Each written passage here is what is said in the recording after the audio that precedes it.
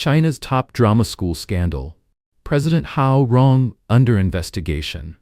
As the Yu Menglong case continues to stir headlines across China and beyond, another bombshell has sent shockwaves through the country's entertainment world. Hao Rong, the president of China's prestigious Central Academy of Drama, is now under investigation for serious violations of discipline and law.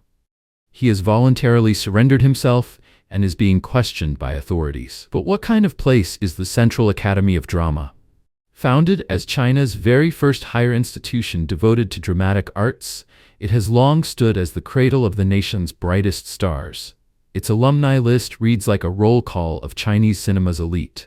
Zhang Zi, Qin Hailu, Jiang Wen, Jin Dong, Chen Baoguo, and Chen Daoming all began their artistic journeys there. For generations of aspiring performers, this academy has been the ultimate dream school, a symbol of creative excellence and national pride. Hao Rong spent 30 years of his life there and served as president for 7. And what became of him? Netizens now call him a literary hooligan, quipping, "A hooligan isn't frightening. What's frightening is a hooligan with culture." One user asked, "How could such a refined institution harbor something like this?" But is this place really as refined as it appears? That's hard to say. Though officials have yet to release the details, most people already have their own conclusions. A fall from such a high position rarely happens without the usual mix of sex-for-power exchanges, bribery in admissions, and other dirty dealings. Netizens were quick to mock him, righteous and dignified on stage, yet frantically grabbing money behind the scenes. If he couldn't act, how else could he have pulled it off? Whether Hao Rong's case is directly linked to the Yu Menglong case remains unclear. But one thing is certain. Yu Menglong's death has already ripped the mask off China's entertainment industry, exposing the rot beneath its glittering surface. Because if even the head of the nation's leading drama school turns out to be a hooligan, what lesson will the next generation of actors learn as they take their first steps into the industry? It also makes us understand, more than ever, how hard it was for artists like Yu Menglong. In a vast vat of corruption like this, to stay clean and refuse the unspoken rules, how high a price must one pay?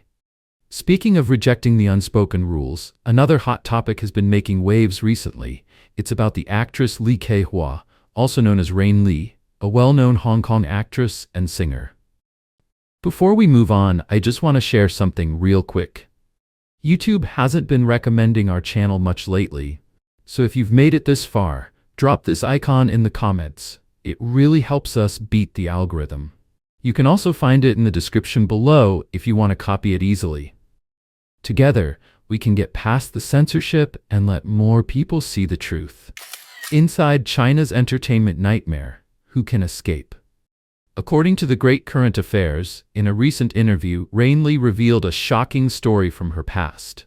Her former boss once invited her to accompany a client on a so-called business trip. The request sounded harmless, but everyone in the industry knew exactly what it implied. Rain Li refused immediately and even reported the incident to the boss's wife, leaving him utterly humiliated. But the cost of her integrity was steep. The boss retaliated, demanding she pay millions of yuan in breach of contract fees, accusing her of failing to fulfill her duties. In the end, she had to borrow money to terminate the contract, choosing debt and freedom over submission. And sadly, hers was not an isolated case. Actress Chi Wei faced a similar ordeal when she was trying to reshape her career. A director offered her 5 million yuan, about $710,000, to accompany him for 7 days and nights, threatening to delete her role if she refused. Chi Wei said no, and her entire part was erased from the film. Yang Mi experienced the same dirty nature of this entertainment early in her career.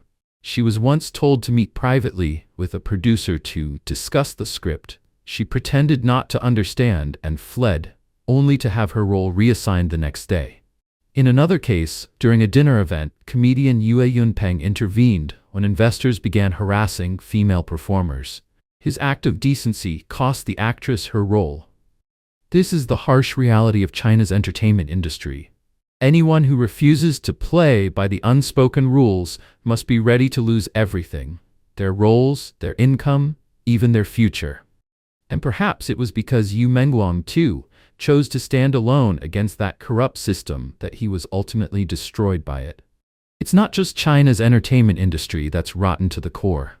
The entire country today is mired in crisis. Its economy stagnating, the property market collapsing, local debts exploding, unemployment soaring, and public frustration teetering on the edge of chaos. Now that anger has found a voice. A viral manifesto: Xi Jinping must resign.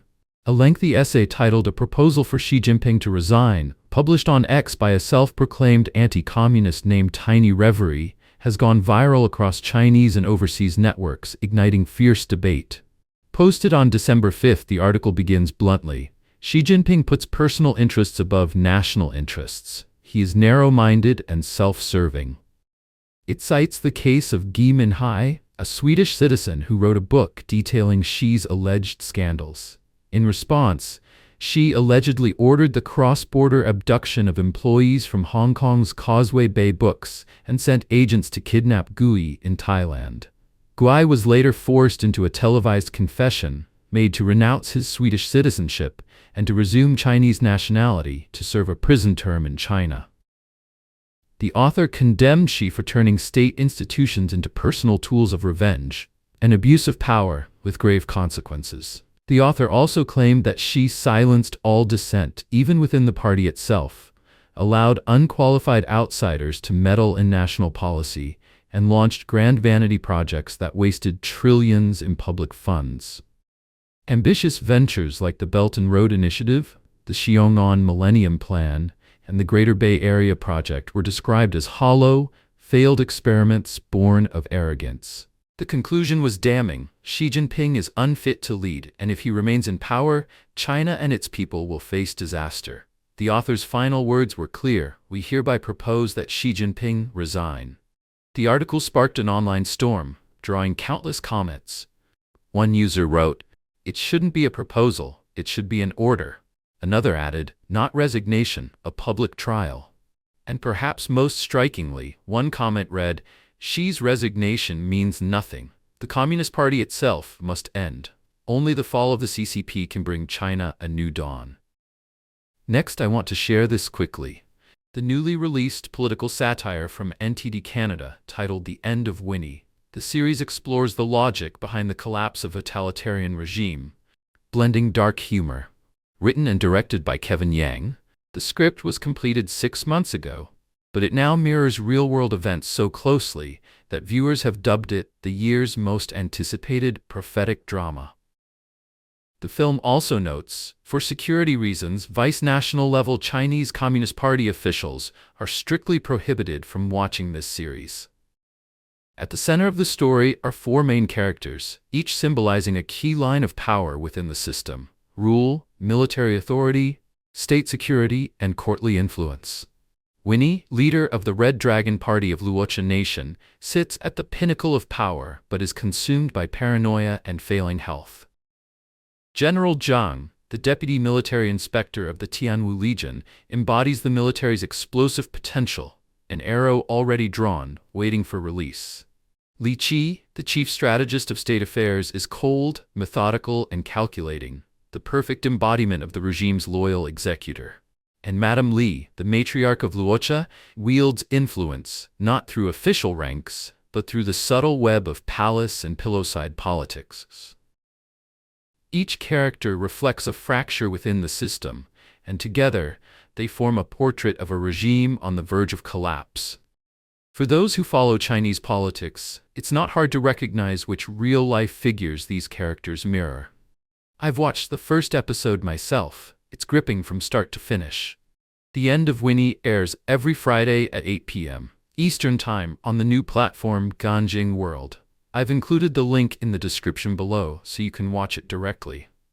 I noticed that the series already features automatic English subtitles and several other language options. Okay, now let's get back to our next news topic for today. The death of Chinese television, the collapse of the CCP's propaganda machine. China's entertainment empire is crumbling, and its local television stations are falling even faster.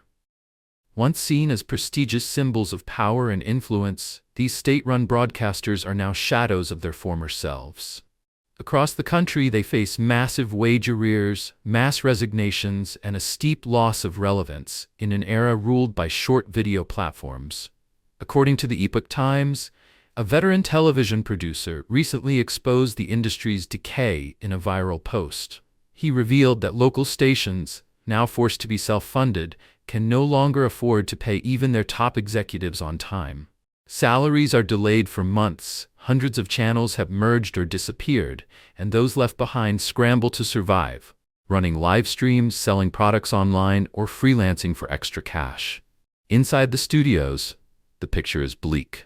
Programming has become a lifeless mix of propaganda dramas, looping advertisements, and monotonous public service announcements. News segments are stale, censored, and hopelessly outpaced by new media. Creativity is suffocated by bureaucracy. Every script must pass political scrutiny before airing, while independent creators online publish instantly and freely. Once, provincial networks competed fiercely for audiences with NBA broadcasts and primetime entertainment. But as online platforms exploded in popularity, viewers migrated en masse. Even CCTV had to reclaim NBA rights to salvage ratings, leaving regional stations irrelevant and adrift. Behind the cameras, morale has collapsed. Production teams have aged out, interns work unpaid for months, and few young talents are willing to join. One employee said, "The perks never reach us. Connections decide everything. Most people spend their whole careers stuck at the bottom." Not long ago, a job in television meant prestige, status, influence, and financial security. Today, it means burnout. Viewers are gone, profits have vanished, and as one netizen put it, no audience, no income, no point. One satellite channel per province is enough. With self-financing now mandatory, few can live on their official paychecks.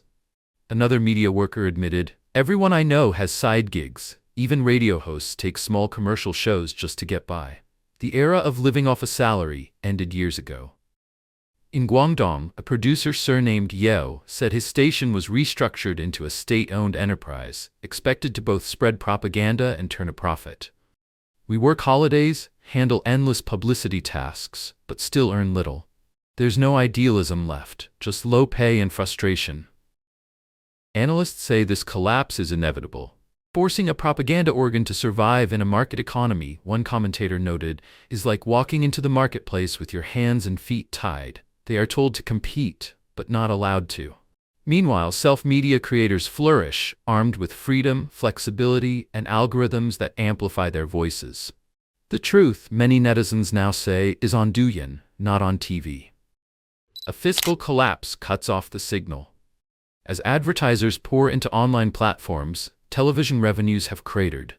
In August 2024, Shenzhen TV's public and entertainment channels went dark.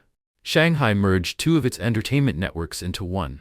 Hunan and Guizhou have laid off staff, while Henan TV pays as little as 3,500 yuan, about $497 a month. One Anhui host publicly shared his payslip, just 2,863 yuan, about $407.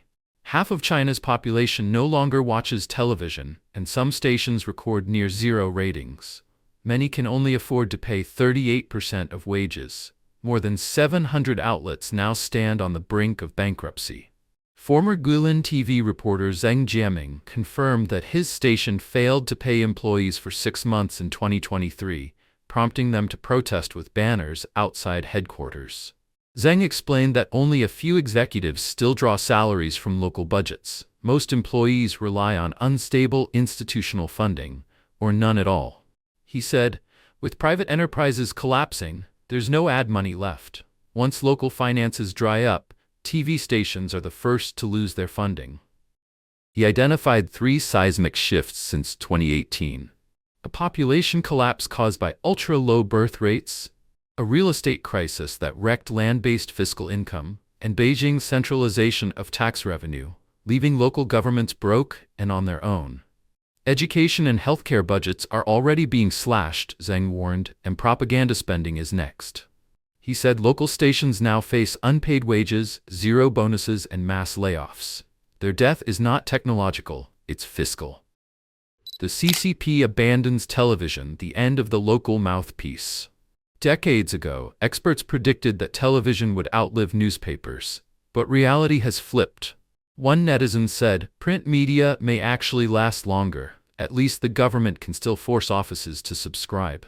Another joked, television once killed radio. Now Douyin has killed television, and it's not just one app, it's the whole internet.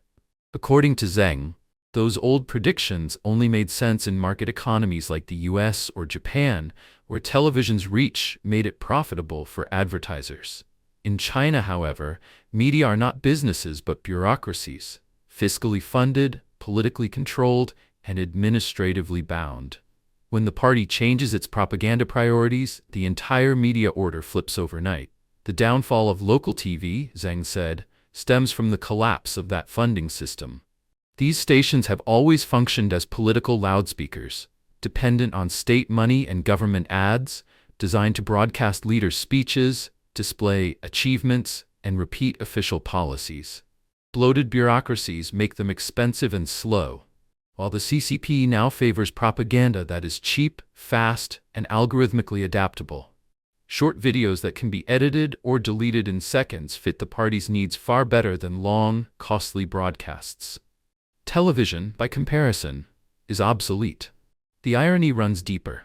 The very demographic the CCP most wants to indoctrinate, the youth, no longer watches TV at all. They live on Douyin, Kuaishou, Bilibili, and WeChat.